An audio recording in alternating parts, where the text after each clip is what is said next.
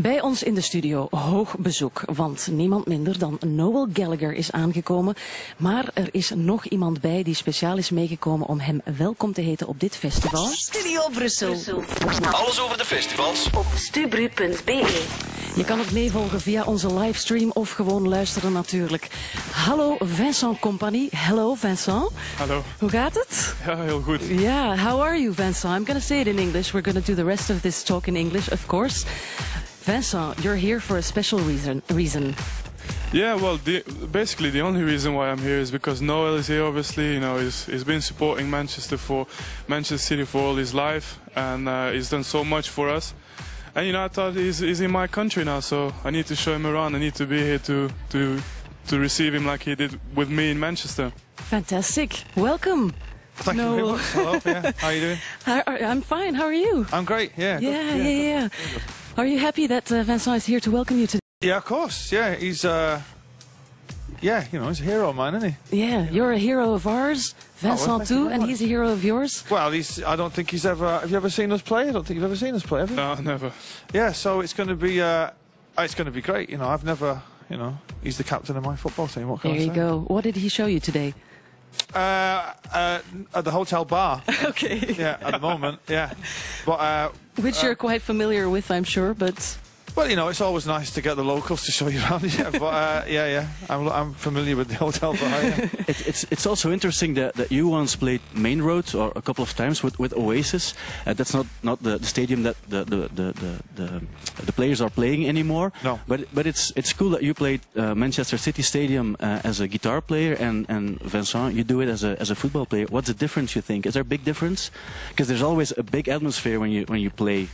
Yeah, well, he's a rock star. So that's the difference. But some people say you are too. Yeah, but I think I've been on the pitch at the Etihad even when the stadium's empty, and to play on the stage is a different thing because you're there and people are willing you on and people are falling in love with you and you're playing music.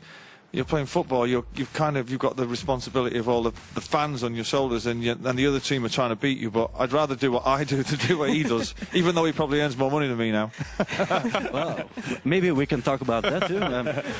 No, but the thing is, when you play a big and a big team like Manchester City, it wasn't always a big team. In for example, 15 years ago, Manchester City wasn't a big team that it is now. So were you the true fan that you were always following the team and always going every week? Yeah. I've seen City. I was born in '67, and I went my first game was in 1971 when I was 2 years old, and I've seen them go from winning the last trophy before the FA Cup that we won was 35 years ago. I've seen that, and then we went down to the third division. I've seen City play to 70,000 people. I've seen them play to 4,000 people and been from the top to the bottom. So it's great now. It's an unbelievable miracle that's happened. And but you know, people forget Vinny was there before the money came in. Exactly. So Vinny had come before all the superstar players, which is why we love him so much, really, because he was there at the beginning, and we could never understand why he wasn't captain up until this season. It was crazy, but he's kind of our figurehead now, and he was like I say, he was there before all the money came in, so that makes us even more proud of him, I think. For the people in Manchester, it's all very clear, but what's the main difference for the people in Belgium between Manchester City and Manchester United? The main difference? I think everything is just because they always say it's more like the working class people. Well, I don't know, they say that there's more City fans in Manchester itself than Man United fans, and I don't know whether that's strictly true. It's a nice theory that people trot out from time to time, but the main difference is that they have got the history and we've got the future. Yeah, well, we all believe in it. Today it's a big night, maybe also for you, because your teammates are playing, but in two separate teams, because you have Silva is playing for Spain, and then you have Balotelli who's playing for Italy. Who are you going to support, Noel? Do you know what? I'd love Spain. I'd love Spain to win so we could witness history, seeing a team that win three tournaments in a row. But I'd also love, maybe more than that, for Mario to score the winner. You met him. You interviewed him for 15 minutes. How was he? He's great. He's just a kid. You know, he's a kid. People forget how young he is. and what he's achieved in such a short space of time is phenomenal. And I mean, Vinny knows him better than I do. He sees him on a day-to-day basis. And but from the short time I've spent with him, he just seems like a really innocent, funny guy. Do you know what I mean? I don't know if Vinny would be able to tell you more. No, than yeah, that. he's a great guy, and I think people speak a lot about him, but I think that there is a little bit of genius in a person that he is. I don't think that everything happens just suddenly. There is a plan, I think, in what he's doing, and so far he's building himself. I don't know, he's becoming a real legend now. But I just look at him now, and I think if they win, what is he going to do after the game? I heard that his sister is a bit worried about what he's going to do if he wins tonight.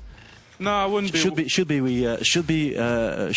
we be worried about that? No, I wouldn't be worried. Mario is more clever than what people think. I just think that it will have something. It will have something special for us. That's for sure. The game won't just be finished after the final whistle. That's my opinion. Yeah, okay, I'm looking forward to that. Yeah, it was very nice to see you almost giving him advice in that interview, because you've dealt with success and everything that comes along with it, trying to check all the stories that went around. Yeah, I was devastated when I found out none of them were true. I know. Yeah, I was pretty upset. What's the craziest story that's been told about you? About me? Yeah, that wasn't true, or that was true. It wasn't true. I don't know about the craziest, but there was one. When my wife was pregnant with my second child, there was a story going around that I'd been to a bookmaker's and placed a bet of £10,000 that she would have the child on the 9th of October, which was John Lennon's birthday. Which is, try telling a woman when to have a child. Do you know what I mean? Yeah, it's impossible. It's ludicrous. Yes, it's ludicrous. You could imagine me coming home from the bookmakers and saying to my wife, you really need to get this child out within the next 4 months because I stand to win a lot. It just wouldn't happen, do you know what I mean? Fantastic story, though. Yeah, well, it's ludicrous. Yeah. Maybe one final thing, Noel, because I know that Vince is also a big fan of R&B music, and a lot of people in the team are listening to R&B before the game. Is it a little bit hard for you to know that? Because I know that you're not the biggest fan of the genre. Well, I don't. Is there any way you can maybe put some guitar music in the dressing room or something? Well, I gave Mario my last album. He kind of looked at it like he'd probably use it as a beer mat or a coaster or something. But when I went, I was in the City dressing room once after the one game. When Rubinho was still there, and I've got to say the music that was on was absolutely dreadful. It was unbelievable. Yeah, well, the DJ is John Lescott, so you need to have a word with him. He's the one who can change that playlist. Yeah, but I think whatever helps the players relax before the games. I don't know. Okay. And you're going to discover Noel's playing today. Yeah, I'm looking forward to it so much. Being in Manchester, you can't live in Manchester without hearing about Noel Gallagher, and therefore, I don't want to put pressure on you, but for me, this big discovery moment, so I'm really looking forward to this. It's a fantastic day to have you both here on the day of the finals as well of the European Championship, and on the 4th day of Rock Werchter. Thank you very much both for dropping by. And have fun today. Thank you. you. All right, bye. Studio Brussel. Op Rock Werchter.